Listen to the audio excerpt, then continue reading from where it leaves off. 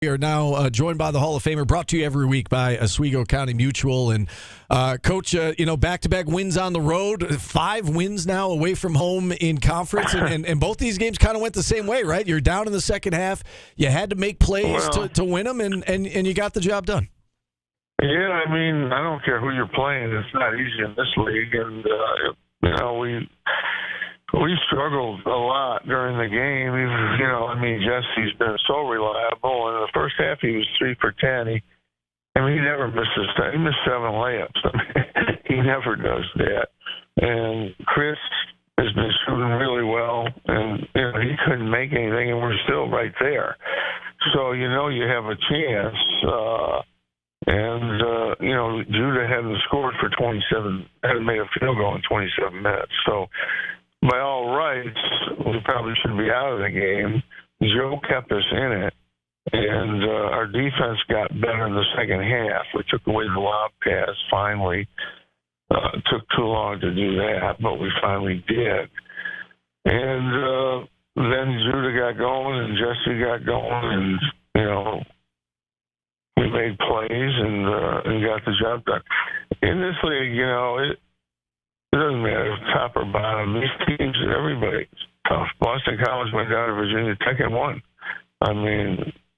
They've won, since Post has been back, they've been a pretty good team.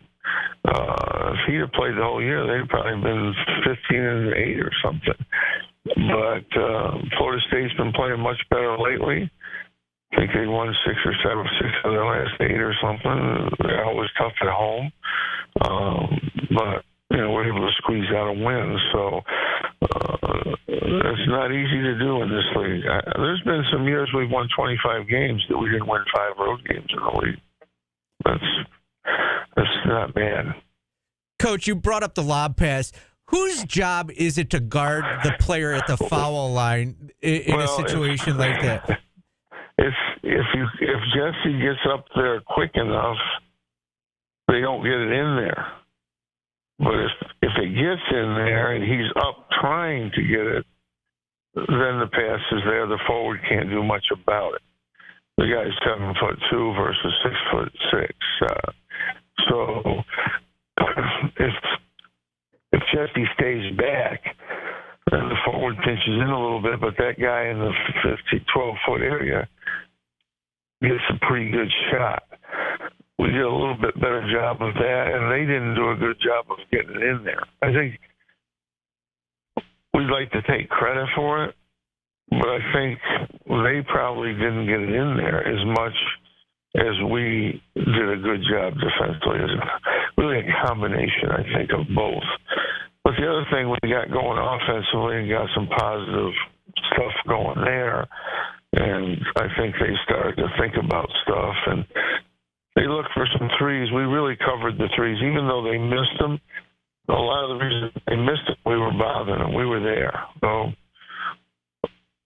they're averaging 70 a game or 71, and we held them under that. Once we got our offense going, it was kind of a different game. I think we had 29 points in the first half and 40-something in the second. So offense was the difference in the second half. Yeah, and Judah Mintz was a big difference maker in the second half as well. And I wanted to ask you kind of about his development. And, we had that silly conversation a few weeks back when people were questioning, why is he in the game, when he's struggling. And I think last night, we see case in point. He's in the game because he can take over a game at any moment. How have you seen him, I guess, improve in terms of not getting down on himself, staying aggressive, but staying in control while he's being aggressive? And I think we saw that last night in the second half. Well, it's tough. Freshman, it's a tough thing. Early in the year, he did make the winning bucket against Notre Dame, but then he had a couple of opportunities where he didn't. But that's pretty normal. You're not going to make all the plays. He made 7 or 8 plays against Boston College in a row and 6 or 7 or 8 plays last night. That's not 1 or 2 plays. Right. That's a lot. And, he's a good player. He gets the basket. Sometimes he, early in the game, sometimes he's just not like last night he wasn't pushing the ball, and so we didn't get those opportunities. When he went back in the last time, he started to push the ball better and got to the basket. But, he's overall been tremendously effective. I mean, people that were saying he shouldn't do this or should, now they're cheering for him. I mean, you can't have it both ways. You can't take him out of the game and then cheer for him when he wins the game. But he's our best player in there in that position. And, it's not a hard decision. It wasn't ever a hard decision that he's going to play. I have a hard decision between Chris Bell and Justin Taylor sometimes because, both of them have been good. And last night I thought Chris was really active. He rebounded. He blocked shots. He got really good looks, got to the basket, got a rebound, put it back in, got fouled. He would have had a great game. He normally makes 3 or 4 of those 9 shots. He takes them 3. And he would have had a 20-point game. But he just couldn't get the ball to go in, and sometimes that happens. Coach, you mentioned Chris Beller. He got a lot of wide open looks last night. Was that Florida State, or can you get those against everybody?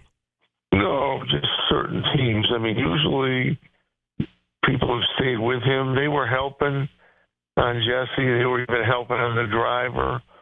And so he got really good looks. I think if he has a normal game and Jesse makes his layups, this is an easy game, but it wasn't. It wasn't an easy game.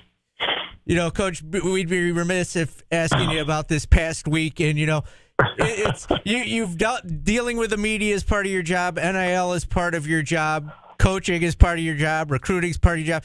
Coach, is this still fun for you? Is doing this every day fun? This week wasn't good. Obviously, I talked to somebody in a situation walking away down the hall I shouldn't have talked about, and I said, I should have never mentioned names. I should have said simply, NIL is helping some teams more than others, which it is. The thing that's funny is I saw a couple articles. People said, this guy, he getting modern, getting in the modern world. You got to use the NIL. We are using it. They're ignoring the facts. We're using the NIL. And I'm not blaming anybody for using the NIL. It was used in the summer to get some players to go to schools, and it's done legally. That's fine. I just wanted to make that point, and that the portal has really helped teams who are down. Nothing wrong with it. And as far as the other question, retirement, I said it's my choice when I retire. I can retire today. Also, the university could decide that they don't want me to coach today. I didn't give the complete, full answer because didn't even know I was doing an interview. But that's the way it is. And it's better just not to talk, really. But it's, that's just the way it goes. And I've said since I got here, people don't think it's true, but I've said since I got here, the university can fire me at any time they want. Whether I have 5 years on a contract, 2 years, it doesn't matter. They can say, no, you're not the coach anymore. That's just the way it is. That's the facts. And because we have one bad year, everybody thinks I should retire. I don't get that. We've had NIT years. We've had bad years. We have 2 bad years in a row, 16 and 13, 17 and 15 years. Last year, if Jesse didn't get hurt, we would have had a winning year, but he did. So we knew this would be a rebuilding year in the sense that we're young, everybody else. And all the top teams in the league have 4th and 5th year players. Every one of them. Even Duke's really talented young players are struggling. The only veteran team that's struggling is North Carolina. And, normally those guys would have moved on. They didn't. They're having a hard time to, get it together. But all the teams up at the top of the league have a lot of veteran players. Clemson and Pitt and, Wake Forest, Virginia. Those are the 4 top teams in the league. And they all have fourth but fifth year players as well. So that's what it is. We knew it would be a struggle. These guys, they're playing good. They've gotten better. They're playing pretty good. But we're going to have trouble beating these teams at the top. There's no question about it. NC State, really good veteran team. They brought in two really good transfer kids that are playing great. And they got a couple fifth years and one of the best guards in the league, Smith. So it's just a tough league. And these young guys, I think, have played really well. I think they've really gotten better. I don't think you can argue with that. Although I'm sure Pat would be playing different people than I am, but that's okay. That's normal. Coach, one more question for you. We've heard you call into the show and defend your players from the negative calls and the negative publicity. How do you deal with it? Well, I don't listen to it. I'm not on social media, and I don't read stuff. I just don't. So every once in a while I hear something, but I really basically I listen to music. You know, and it's one thing that's helped my music game. I just listen to music when I'm going in, so it's I don't hear that. So if you listen to that stuff and hear it, you can't win. It's out there.